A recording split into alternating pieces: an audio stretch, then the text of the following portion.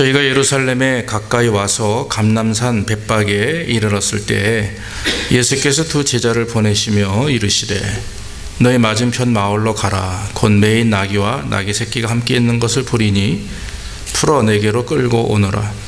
만일 누가 무슨 말을 하거든 주가 쓰시겠다 하라. 그리하면 즉시 보내리라 하시니 이는 선지자로 하신 말씀을 이루려 하심이라. 일렀으되 시온 딸에게 이르기를 내 왕이 내기만하니 그는 겸손하여 나귀 곧 멍에 매는 짐승의 새끼를 탓도다 하라 하였느니라. 제자들이 가서 예수의 명하신 대로 하여 나귀와 나귀 새끼를 끌고 와서 자기들의 겉옷을 그 위에 얹음에 예수께서 그 위에 타시니 무리의 대부분은 그 겉옷을 길에 펴며 다른 이는 나뭇가지를 베어 길에 펴고 앞에서 가고 뒤에서 따르는 무리가 소리질러 가로되 호산나 다윗의 자손이여 찬송하리로다. 주의 이름으로 오시는 이여 가장 높은 곳에서 호산나 하더라. 예수께서 예루살렘에 들어가시니 온 성이 소동하여 가로되 이는 누구냐 하거늘 무리가 가로되 갈릴리 나사렛에서 나온 선지자 예수라 하니라. 아멘. 오늘은 우리가 잘 아시는 종려 주일입니다. 내일부터 이제 한 주간 고난 주간이 시작이 됩니다. 그래서 오늘 예수님이 어린 나귀를 타시고 예루살렘 성에 입성하시는 그런 날입니다.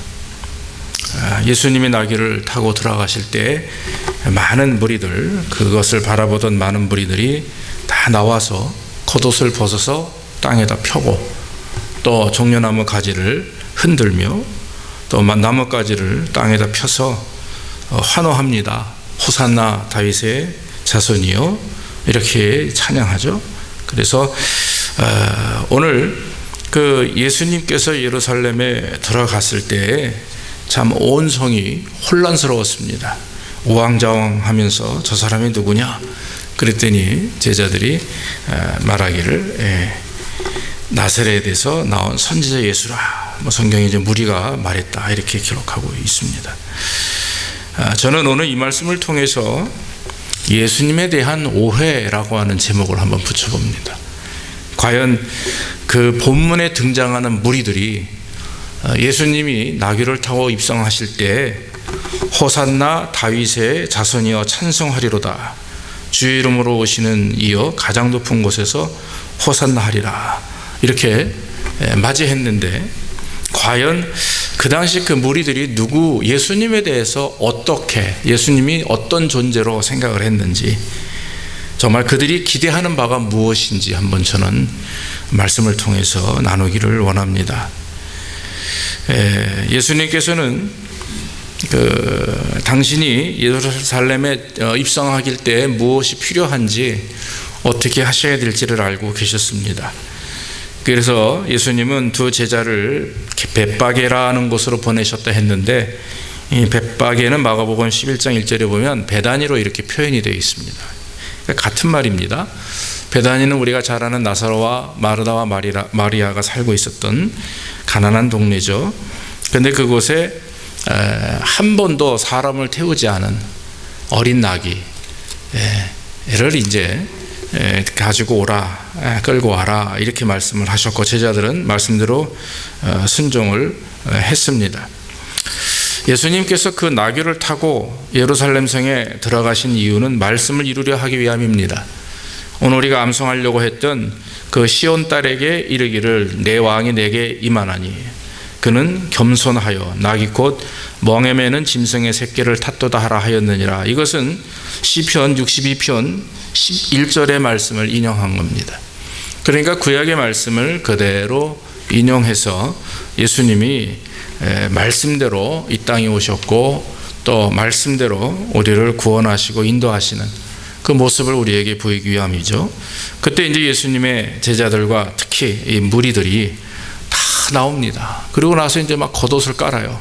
겉옷을 펴서 땅에다 펴고 또 나무를 꺾어가지고 또 쫙 땅에다 펴고 어떤 사람들은 종려나무 가지를 이렇게 생겼습니다. 똑같이 생겼어요. 끝에가 이렇게 생긴 종려나무 가지를 꺾어가지고 흔들면서 이렇게 예수님을 환호합니다. 호산나 하고 외칩니다. 여러분, 여기 성경에 호산나라고 하는 의미는 뭐냐면은 시편 118편 25절에 뭐라고 얘기하냐면 호산나란 말은 이제 구원하소서라는 의미인데, 고난에 처한 백성들이 자기들의 왕이나 신에게 도움을 청할 때 외치는 소리입니다. 그래서 주 여호와여 구하옵나니 이제 구원하소서, 가장 높은 곳에서 호산나 하더라. 가장 높은 곳에 있는 하늘 위의 천사들까지도 하나님께서 지금 우리를 구원하소서 이렇게 외치고 있는 거죠.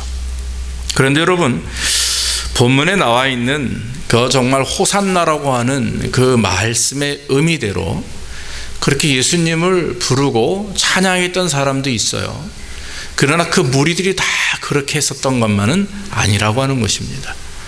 많은 무리들은 예수님을 향해서 호산나 외쳤는데, 그 호산나 외치는 의미는 말씀대로 이 땅에 구원주로 오시는 그 하나님을 찬양하는, 또 그리스도를 찬양하는 그런 메시아로서 구원주로 찬양하는 것이 아니라 만세 삼창하듯이 만세를 부르는 겁니다. 예전에 여러분 1919년 3월 1일 날 우리가 만세 삼창 운동을 했죠. 만세 운동을 했을 때 많은 학생들과 젊은이들이 또 한국 민족들이 바깥으로 나와가지고 길에서 만세 삼창을 합니다. 그 사진을 제가 동영상을 본 적이 있어요. 정말 하얀 옷을 입은 백인 민족이에요. 특히 학생들부터 시작해서 어린아이에 이르기까지, 노인에 이르기까지 다 길바닥으로 나와가지고 말이죠, 만세를 부릅니다. 그것은 일본 치하 밑에서 독립을 요구하는 그런 어떤 비폭력 행위죠. 그런 만세운동인데 그것이 전 세계에도 크게 영향을 주었습니다. 저는 그렇게 생각이 됩니다. 성경에 나와 있는 호산나라고 하는 그 의미 안에 그 많은 무리들이 정말 예수 그리스도를 인류를 위해서 구원하실 구세주로 믿었느냐?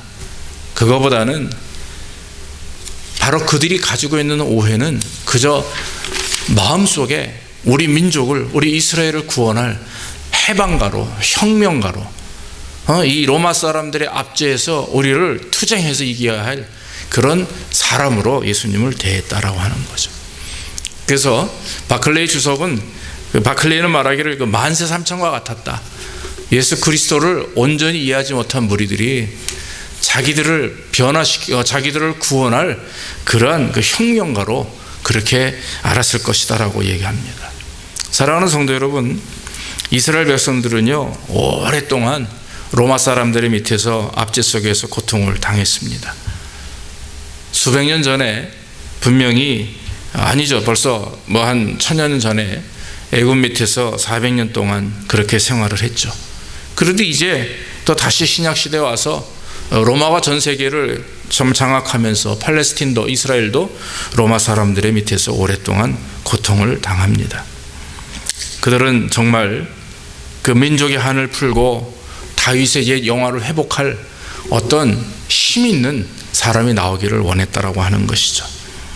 그들의 눈에는 예수님이 충분히 그런 분과 같았습니다. 왜 그렇습니까? 예수님은요, 혈통적으로 유다의 자손입니다. 또 다윗의 후손입니다. 그가 가진 신적인 능력, 죽은 자를 살리고 안진병에도 일으키시는 그런 환자들을 치료하시고 귀신을 몰아내시는 그런 신적인 능력도 보았습니다. 사람들의 마음을 사로잡는 설교, 언변도 보았습니다. 한 번에 5,000명씩, 3,000명씩, 4,000명씩 이렇게 그분 앞에서, 아니 수만 명씩 그분 앞에서 말씀을 듣고 참으로 감동받고 또 돌이키고 회개하는 모습도 보았습니다. 세리와 창기뿐만 아니라 나아가서 니고데모와 같은 훌륭한 지식층의 사람들까지도 한 번에 싹 이렇게 휘어잡을 수 있는 리더십도 그 예수님을 통해서 보았다라고 하는 거죠. 심지어는 로마의 백부장도 주님 앞에서 머리를 조아리고 주님을 믿는 모습을 보았습니다. 자, 사람들이 뭐라고 생각했어요? 와, 왕의 귀환이다 이거죠. 분명히 저분이 우리 이스라엘을 이 고통 가운데서 해방시킬 그런 하나님이 보낸 사자다, 선지자다, 이렇게. 그래서 여기 보면 선지자다 이래죠. 선지자 예수라 이렇게 얘기를 했단 말이에요. 바로 의미가 바로 그런 의미가 되는 것입니다. 그들은 미리 준비하지 못했지만 겉옷을 벗어서 땅에다 핍니다. 이것은 왕을 대접하는 백성들의 그런 호의예요. 자세예요. 자, 그리고 나무를 꺾어서 흔듭니다. 그런데 여러분 어떻습니까? 이와 같이 그 무리들이 예수님을 환호하고 대접하고 예수님 앞에서 겉옷을 벗어서 왕으로 대접할 때 여러분 예수의 마음은 어떻겠어요? 우리 주님의 마음이 어떻겠습니까? 주님이 예루살렘에 입성하실 때 그들이 기대했던 것처럼 정치적인 메시아로 로마의 압제에서 이스라엘을 구원할 해방자로 이 땅에 오셨습니까? 아니면 유대 지도자들과 논쟁에서 그들을 다 파괴시키고 세속적인 종교 지도자들을 잡아다가 다옥에 가두는 그런 아주 청결한 어떤 그런 사람으로 예수님이 이 땅에 오셨냐 하는 것입니다. 예수님을 환호하면서 온갖 기대를 다 걸었던 그런 그 당시 있었던 백성들은 시간이 지날수록 예수님에 대해서 실망하기 시작을 했습니다. 왜 실망했습니까? 내가 원하는 그 사람이 아니었어요. 예루살렘에서 입성할 때 분명히 로마 사람들과 싸우고 총독과 싸우고 그리고 유대 그런 지도자들 썩어 빠진 그 사람들 다 물리칠 그런 정말 하나님이 보낸 사람으로 이스라엘을 이 압제에서 구원할 그런 사람으로 인정을 했는데 막상 하는 행동 보니까 영 그게 아니에요.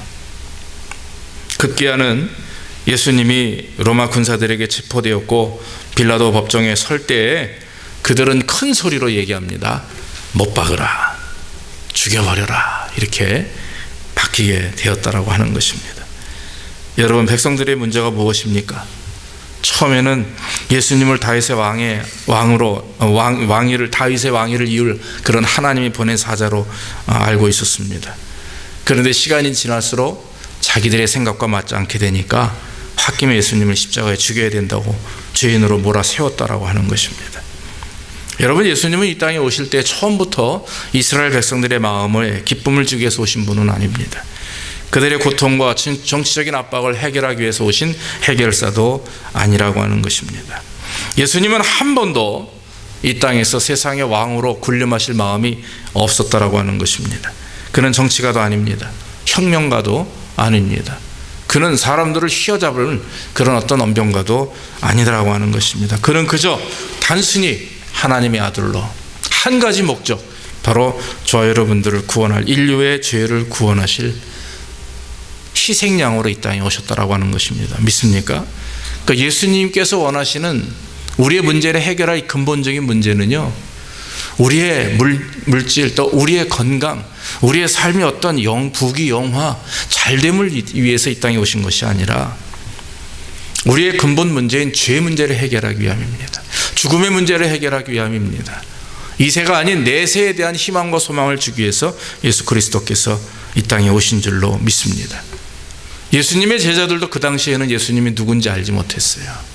입으로는 고백했지만 그 고백을 통해서 삶에 실천하고 순종했던 분이 아닙니다. 예수님이 십자가에 죽으시고 부활하신 이후에, 바로 마가의 다락방 성령 감림 이후에 그들은 예수님이 누군지 성령을 통해서 친히 깨닫게 되었다라고 하는 것입니다. 사랑하는 성도 여러분, 오늘날 저와 여러분들의 삶 속에 과연 예수님을 어떻게 우리가 이해하고 계십니까? 어떻게 예수님을 믿고 인정하고 계십니까? 혹시 그 예루살렘 성에 입성하시는, 나귀 타고 입성하시는 예수님을 바라보며 환호성을 질렀던 무리들과 같은 생각은 아닌지 우리는 한번 우리 자신을 돌아보아야 될 줄로 믿습니다. 우리는 예수님을 나의 왕으로 고백합니다. 할렐루야. 예수 믿는 분들은요, 다 주님은 나의 주인이십니다, 왕입니다, 이렇게 고백을 해요. 예수님은 자신이 죽기 위해서 예루살렘 성에 들어가셨지 왕이 되기 위해서 들어가신 것이 결코 아니라고 말씀을 드렸습니다. 자기 자신을 십자가에 죽이고 또 온갖 고통을 당하게 됩니다. 잠시 그것이 너무나 힘들고 어려우니 겟세마네 동산에서 밤이 새도록 하나님께 기도합니다. 하나님은 응답하지 않으셨어요. 아무런 말씀이 없이 침묵하십니다. 근데 그게 응답이에요. 예수님은 아십니다. 아버지의 뜻을 아시기에 아버지 내 뜻대로 마옵시고 아버지의 뜻대로 하옵소서. 결국 예수님은 하나님의 뜻에 순종합니다. 그리고 나서는 바로 십자가에 달리시게 되는 것입니다. 만약에 예수님이 무리들이 원하는 왕이 되시길 원하셨다면 아마 그럴 필요가 없으실 겁니다. 당장 사람들을 선동해서 로마 사람들과 싸우면 얼마든지 이길 수 있었던 그런 아마 혁명가로 또 지배자로 얼마든지 설 수 있는 분이라고 저는 믿어집니다. 그러나 여러분 어떻습니까? 예수님은 한 번도 그런 마음을 가진 적이 없습니다. 예수님은 민족의 왕이 원하시는 것이 아니라 바로 우리를 구원하신 임금으로 오시길 원하셨다라고 하는 거죠. 예수님께서는요, 세상 사람들이 원하는 왕, 당신은 왕이십니다라고 하는 소리를 듣기 전에 우리 예수 그리스도를 믿는 성도들을 통해서 당신은 나의 주님이십니다.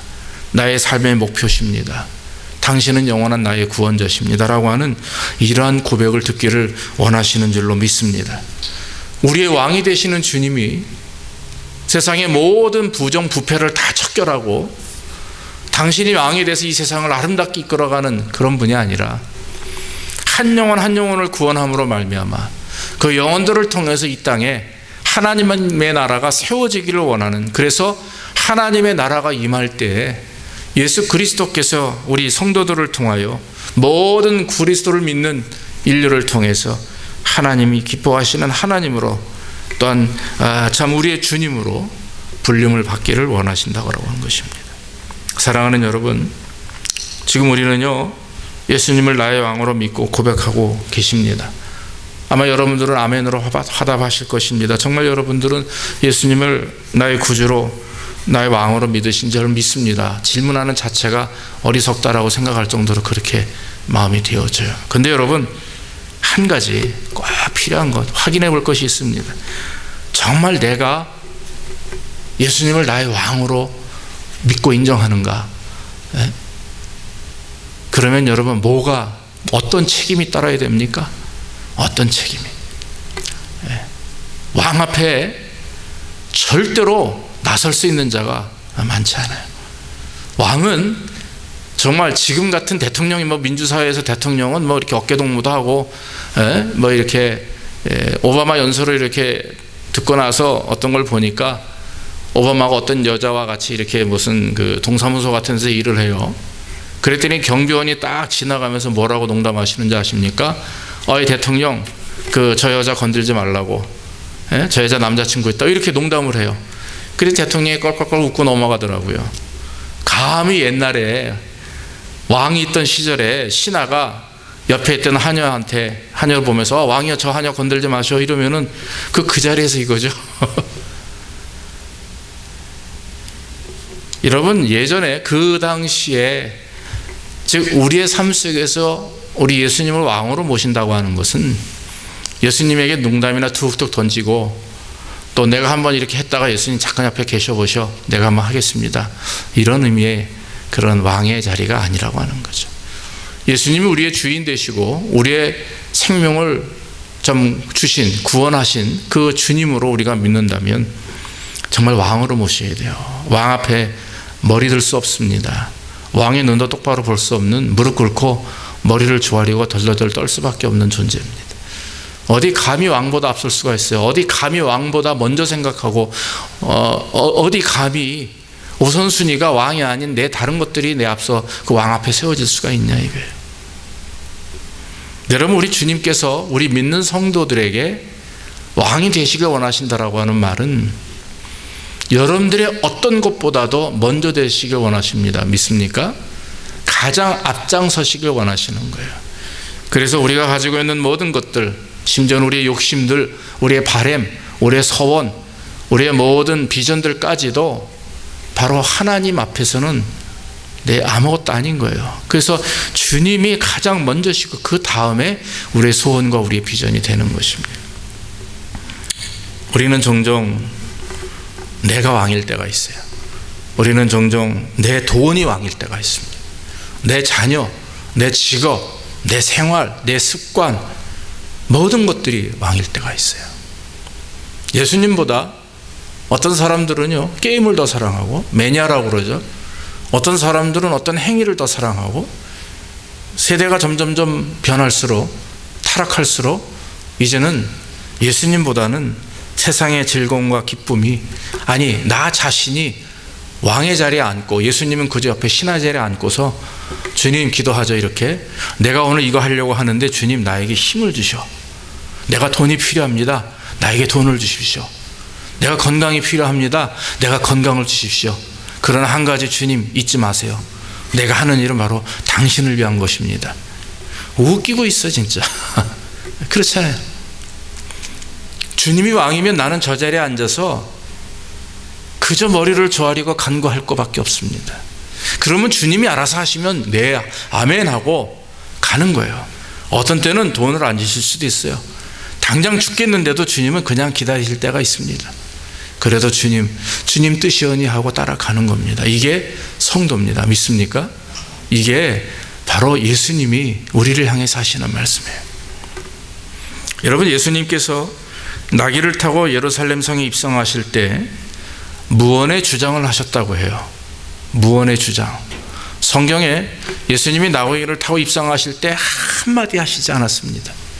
그러나 왜 예수님이 그 어린 나귀를 타고 입성하셨는지는 우리는 그 말씀을 묵상해 보면 예수님의 삶을 가만히 성경을 통해서 보면 입을 닫고도 주장하시는 바가 크게 두 가지가 있습니다. 그게 뭡니까?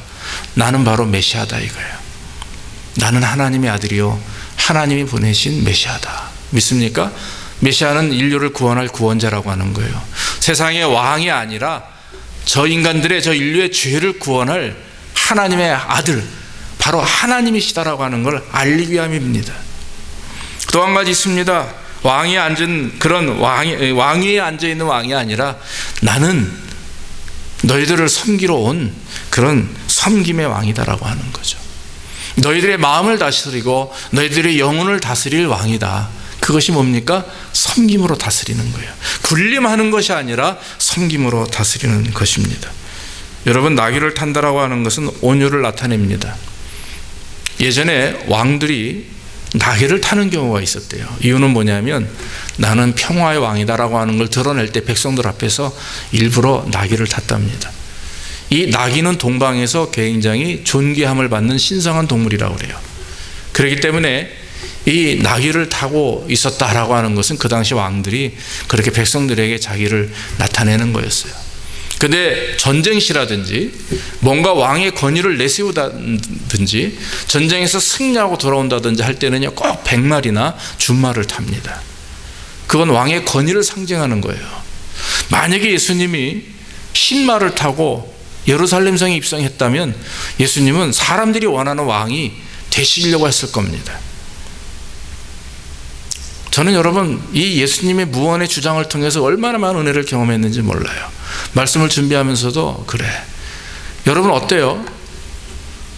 한번 입장을 바꿔놓고 생각해 봐서 우리가 하나님의 백성으로 이 땅을 살아갈 때요 우리는 나귀를 타야 됩니다. 믿습니까? 우리는요 나귀를 일부러 타야 돼요.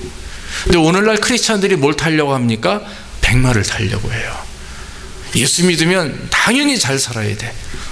예수 믿으면 사람들에게 꿀리면 안 돼. 예. 옛날에는 이런 게 굉장히 현대말로 먹혔어요. 교회 안에서. 그러나 여러분 그것은 거룩함의 본질이 아닙니다.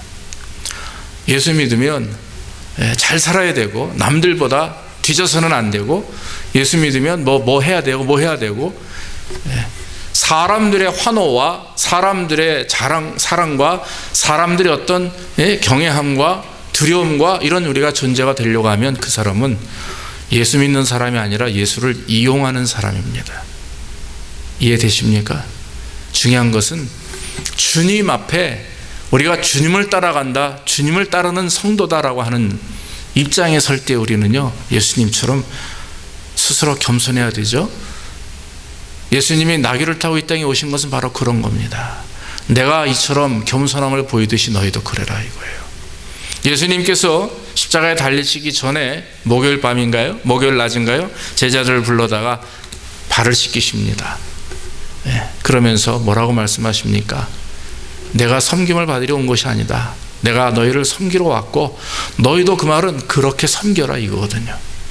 군림하는 자들이 아니라 사람들에게 칭송받고 칭찬만 좋아하는 백성들이 아니라 크리스찬이 아니라 우리보다 힘들고 어려운 사람들, 우리보다 천하고 낙한 사람들을 향해서 우리가 그리스도의 마음으로 그를 섬기는 것, 그것이 바로 예수님의 무언의 주장이다라고 말씀을 드립니다. 사랑하는 성도 여러분, 우리 예수님은 이 땅에 오실 때 죽기 위해서 오셨습니다. 믿습니까? 어느 사람이 여러분 세상에 올 때 죽기 위해서 옵니까? 한 2주 전에 장원이하고 준이가 나한테 와서 질문을 해요. 아마 둘이 내기를 했나 봐. 예수님이 몇 살에 죽었니? 그래서 몇 살에 죽은 것 같아? 그랬더니 장원이가 43 그러더라고요.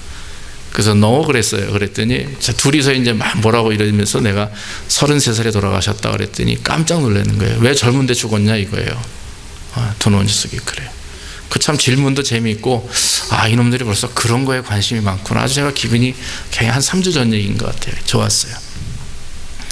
자, 33살의 나이에는 진짜 아이들도 이해할 수 없는 그 죽음이에요. 병으로 죽은 것도 아닙니다. 예수님이 어떻게 돌아가십니까? 스스로 십자가에 달리시죠. 항상 왕성한 나이. 제가 33살에 뭘 했는지 지금도 눈에 선합니다. 제가 32살에 미국에 왔어요. 미국에서 큰 꿈을 가지고 미국에 와서 1년이 지났는데 1년 후에 저는 그 자리에 정말 공부하느라 바빴습니다. 비전을 가지고 꿈을 가지고 공부했어요. 지금 10여 년, 20년이 지난 지금의 제 모습은 이 모습입니다. 그 공부가, 그 고생했던 일들이 내 학식을 통해서 부귀영화를 누리는 것이 아니라 오히려 하나님은 저로 하여금 더 낮아지게 하세요. 믿습니까? 더 낮아지게 하시고 더 낮아지게 하시고, 그러면서 제가 깨달을 수 있는 것은 겸손을 배워야 되는 거라. 예수 그리스도를 따라 사는 것이 겸손의 삶이구나. 그런 생각을 오늘도 하게 됩니다. 사랑하는 성도 여러분, 예수님께서 이 땅에 오신 이유는 정말 저와 여러분들을 죄를 위해서 구원하기 위해서 이 땅에 죽기 위해서 오셨습니다. 그리고 죽으신 다음에 그냥 끝나면 구원이 완성되질 않아요. 그래서 예수님은 3일 만에 부활하십니다. 그래서 부활하심으로 그 예수 그리스도의 십자가의 죽으심과 부활을 믿는 성도들에게 어떤 축복을 주십니까? 첫째는 죽으심을 통해서 우리의 죄를 구속하는 은혜를 주시고, 두 번째, 부활을 통해서 우리에게 영생하는 영생의 축복을 주십니다. 우리도 주님의 부활을 본받아 부활할 수 있음을 우리에게 보여주시는 거예요. 믿습니까? 여러분, 이 땅에 살면서 우리가 끝이 난다면요, 아무런 신앙생활 할 수가 이유가 없어요. 그건 이 기독교는 사기꾼입니다. 목사들도 다 사기꾼이에요. 그렇다면, 그러나 예수 그리스도를 믿고 이 땅에서 우리가 살다가 저 내세에 대한 소망을 가지고 우리도 주님처럼 부활의 영체를 입고 주님과 함께 영생 복락을 누린다라고 하는 영생의 소망이 있기 때문에 우리가 신앙생활을 하는 거고, 예수 믿고 죽은 자들이 먼저 저 천국에서 우리를 기다리고 있기에 우리 형제와 우리의 자녀, 우리의 부모와 우리의 모든 친지들, 조상들이 하늘에서 지금 나를 기다리고 있고 내가 그걸 바라보며 믿음으로 달려나가는 거 아닙니까? 할렐루야. 그것이 천국에 대한 소망이고, 저 천국에서는 환자가 없어요. 저 천국에서는 암도 없습니다. 핸디캡도 없습니다.